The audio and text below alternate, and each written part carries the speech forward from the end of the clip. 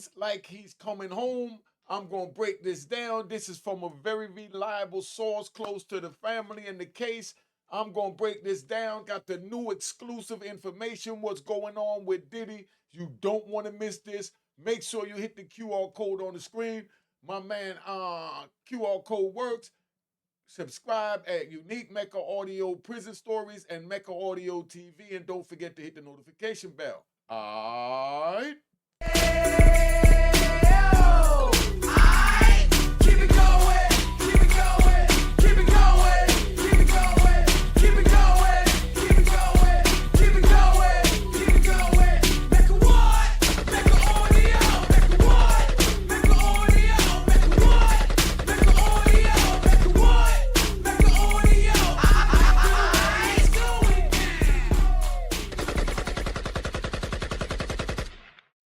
All right, you know what it is, man. This one here is about Diddy. I just want you to see it in the dark so you really understand what's going on. All right, because this man right here is in a world of a lot of trouble. He's sitting in MDC, Brooklyn right now. I done got the word from reliable sources as far as what's going down. And I saw a video up there that somebody put reality starting to set in as Diddy has a huge meltdown in prison, right? That's what one of these podcasters put up, right? And from that, and then hearing the words right from the horse's mouth, it makes no sense. But they saying that Diddy had a meltdown. Listen, man, you're in prison, you fighting for your life. While you fighting for your life, and this is going on, all types of stuff jump off where it's like, where do we really go from here? You know what I mean? So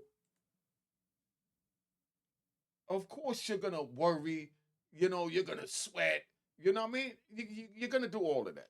First, you king of the world, you standing out, you running things. So now he's thinking, how did I get here? But I'm gonna give the exclusive on how he's living in, on the inside first, right? Did he got somebody that makes his bed? All right, let's get it 100. He got somebody that make his bed, somebody that make his coffee, somebody that work on a food cart that's collecting whatever food it is that he likes when it come in the morning. Let's say it's apples or oranges. You know what I mean?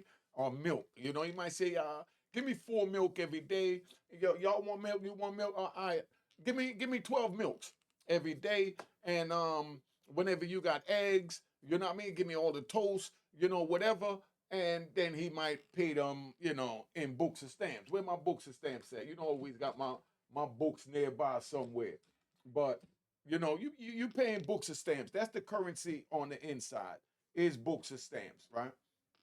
So you pay with these books and stamps, and they do whatever you want. Dude clean the cell, you know. I mean, dude wipe off his shower shoes when he come out the shower. I wouldn't do nothing stupid like that, but that thing he done had a dude sitting there who just supposed to pat his flat top. You know what I mean? And got a bag. So who knows what he got him doing? It might happen when he come out. We come out the shower, we take our towel when we done and our washcloths and we wash in between our shower shoes. But y'all call them flip flops. You know how y'all do. Oh, somebody said turn the gunshots down a little bit. So I just turned the gunshots down. Turn down a little. All right, I don't want to scare nobody. I'm scared them off with the gunshots, right? But Diddy's sitting in there and he's paying for whatever services that he wants. And that's a part of bidding. So one of the homies said, to Diddy, damn, you been like somebody that done did 5 or 10 years.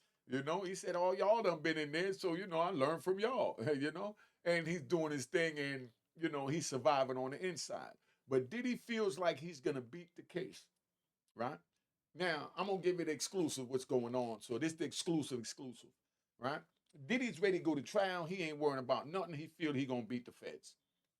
Diddy feels that because, he said the videotapes they took is equivalent to us having a ring camera and they taking the footage from the ring camera. So we talking about a mansion that got all kinds of cameras that watch the top of the roof, the top right side of the roof, the top front of the roof, the top back of the roof, the bottom under the roof, on the left, on the right. And there's cameras all over the place. That's just on the outside. Then you go on the inside and you got mad cameras on the inside. All right. So while these cameras is on the inside, It got one in the hallway, in the washroom, in the here and there. But Diddy swears that there is no freak off tape. So you're hearing it first here, Unique Mecca Audio.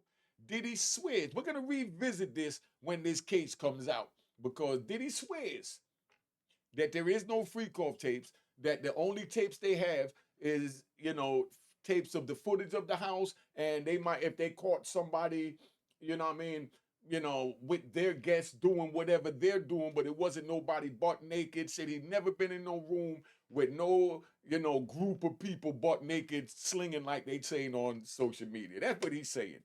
You know what I mean? That's what he's saying right there. So we're gonna revisit that, but that's what he's saying. He's saying that, whatever what they call freak offs that they got with like him and his woman, with another man or whatever, that, she chose the man, she orchestrated everything, and she ran everything during the course of the interview. This is what, the sources is telling me that, Diddy said is going on, so he feel he gonna beat the case. It's not like it's impossible to beat the feds, because let me ride. Now, it's not impossible to beat the feds. R. Kelly beat the feds. Remember, R. Kelly beat the feds before. You know what I mean? But the reason why they say the feds have a 95, 98% conviction rate is because most people fold under pressure and plead guilty. But Diddy said, I'm not folding. There's no pressure, none whatsoever, and we going to trial. He's saying he's going to 12 rounds. Diddy want to go to 12 rounds. You know what I mean? He in boxing and you throwing the punches, you're doing what you got to do. And while you throwing the punches, at the end, the referee adds up the punches. You got the people on the scorecard, that's the jury, and Diddy feels he wants to take it to the decision. Because he swears up and down that there is no all this that the social media is running with. Diddy swears that there is no tapes, and we gonna find out. We gonna find out because this is what is told to me, and I'm not usually one to be lied to. You know what I mean? But that's what he swears. So we gonna see what it is. But I really want y'all to understand that, he has an, I'm gonna say, excuse for everything, because that's what we're gonna look at. Like, he got an excuse. Your mother said, did you knock over that lamp? You know what I mean? No, but yeah, but I was running by and my shoelace was untied and my shoelace got caught up on a little thing under and it pulled the table by accident and it fell. That's an excuse. You know what I mean? Now, then he got a bunch of excuses for everything. You know, he swears that there was no freak offs. He said that there was no celebrities in no room together with him, like I said, slinging butt naked. You know what I'm saying? He was none of that. So that's where he's at. So I want to know right now, what do y'all think about that and how the family feel, hearing the social media put all of this out if what Diddy is saying is true?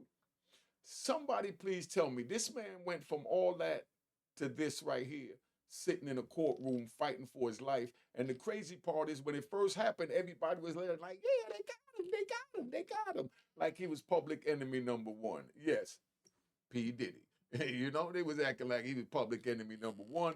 And now, as they're seeing what's going on, we ain't even gonna go over to the Jay-Z part yet, but as they seeing what's going on, the tide is toned down. And y'all know it amongst yourself, because there's people now that, that, as y'all would say out there, the rat bastards, and the rat bastard would say defending them. You know what I mean? Because, they believe it may not be true because the media says it's true. And, whatever YouTube say is right.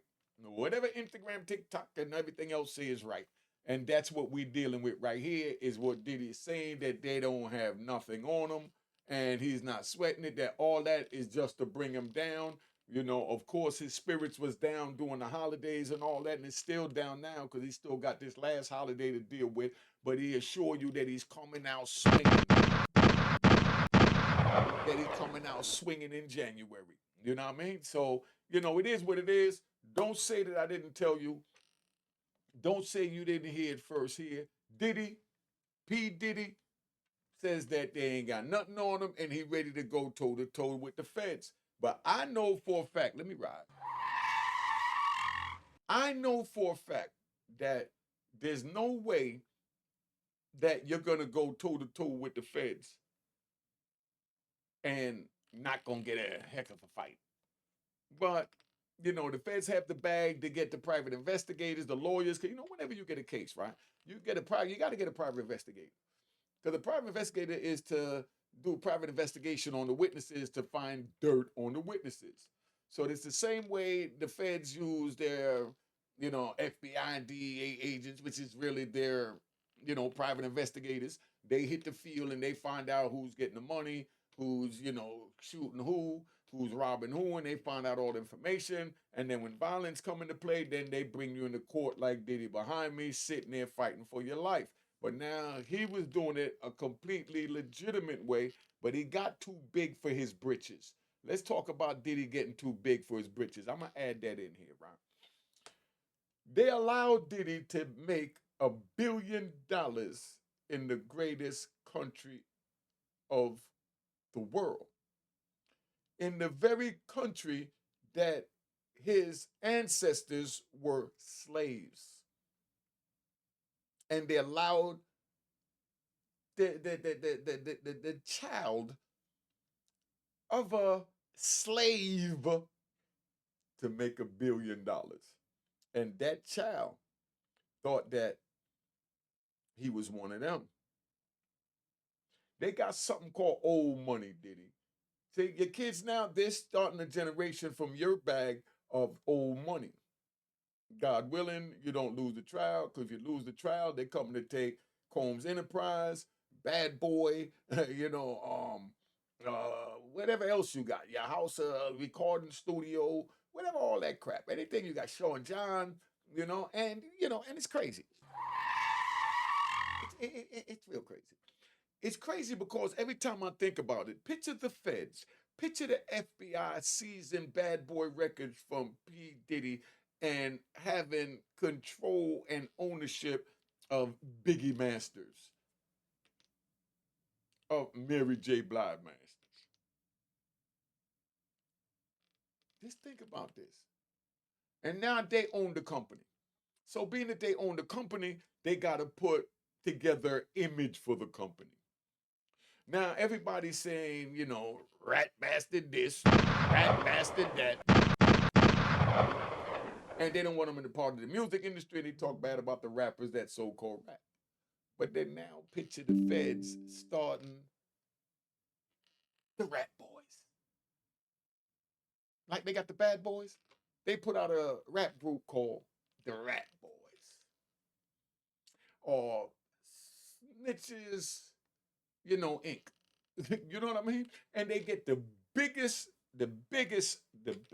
rats from the United States. And they all form recording careers. Could you imagine the feds having Bad Boy records and turning into Rat Boys? Could you really imagine that? And if you're a solid dude and you stand by morals and principles, you can't get on Rat Boys. I mean Bad Boys. You know what I mean? That's what they're trying to turn this into. If they do that and get away with that, they're gonna change our culture like you'll never believe.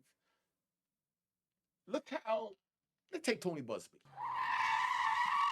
Not to say anything against him because he did that big case out there for the BP oil spill in the Gulf, when they had the oil spill back in 2010, summer. Like I said, I flew over it on the way to another prison over there in Florida at that time, so I got a chance to see it, but he won like $17.5 billion. And let's say he got a third of that, a third of that. He's straight. Now that's what you call a big boy, right? And then now he's representing these alleged victims.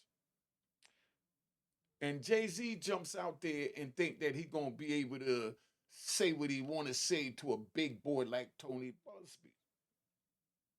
Jay-Z, like you said, right? Could we ride? Like you said, Jay-Z, you a young man that made it out the projects. That's from the projects. So you got project education on how to deal with these situations. When Tony Busby, 9 times out of 10, I don't know, I'm just saying, that he went to one of those expensive colleges that learn how to speak really good legal language. And that's where I think you're getting it confused. The letter you wrote to Tony Busby when he accused you of that horrendous crime that you had every right to do that for, and you get a round of applause for busting your chops.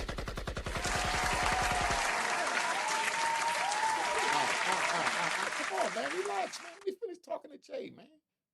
Damn, don't do that. But anyway, we good. Yo, check, right?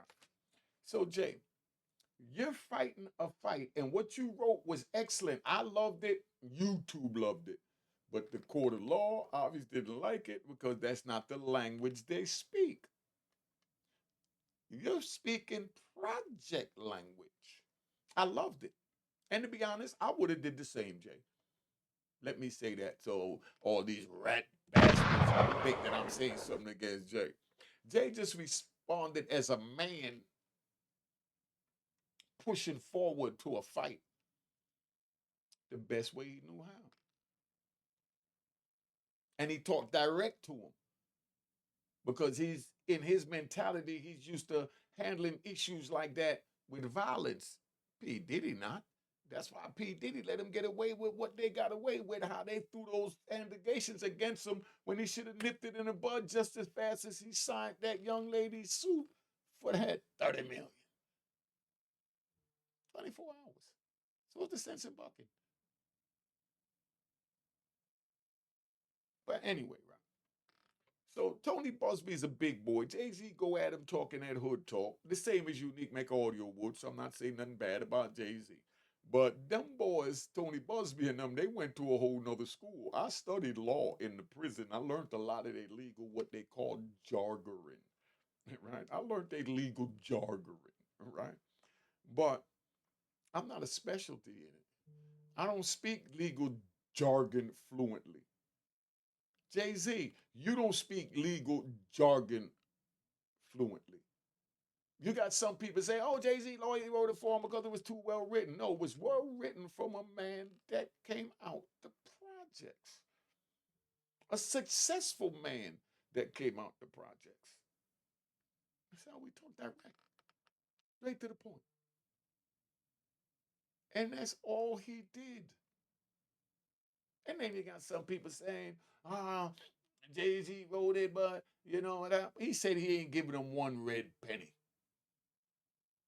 Let him know. A red penny, that means a red penny ain't worth nothing. You know, that's just to balance it out to give you something to do when you go there and they charge you $2.99 when they really mean $3. Because anything over 50 is considered as the next denominator, meaning zero. So if you got 55, if you're spending 55 cents, they call it you spending $1. If y'all understand that. But Diddy feels that he's coming home, that all those tapes they got is, you know, just surveillance of his crib, ain't had nothing to do with none of that. And he pushing forward. Let's see how this go. His spirits is up and he's feeling good about this whole situation. And he's just laying back waiting on all this to just end.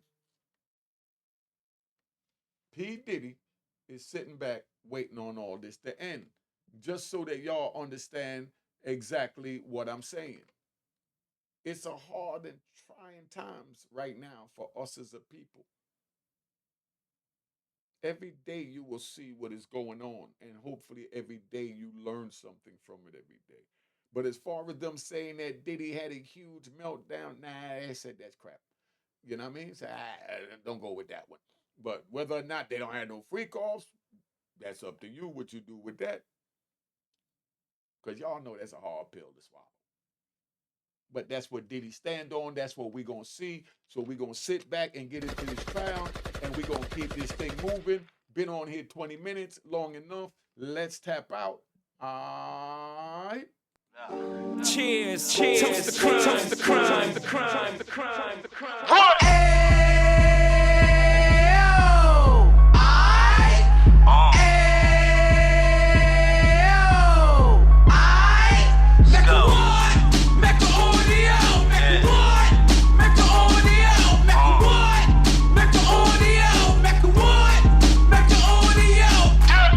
Fresh out the can of 26, he back on the strip, getting back in the mix. What he mentions a gift. You stand up 10 toes down, and I suggest you pay attention to this. Take a little gully posse and put it in hall. He cut from the bottom, came up from the bottom. Drop the book, you should go and get it. The Instagram page and the YouTube, you could go and visit. Then you could consider yourself LinkedIn. Sit front row and get Jews from a kingpin. How he went through it, so you ain't gotta go do it. To not pay attention would be stupid. Talking about a man that probably put your grandfather on. Probably the reason that him and your grams got along. A man that generated millions on the block, did his time, never squilling to the cops, make an audio.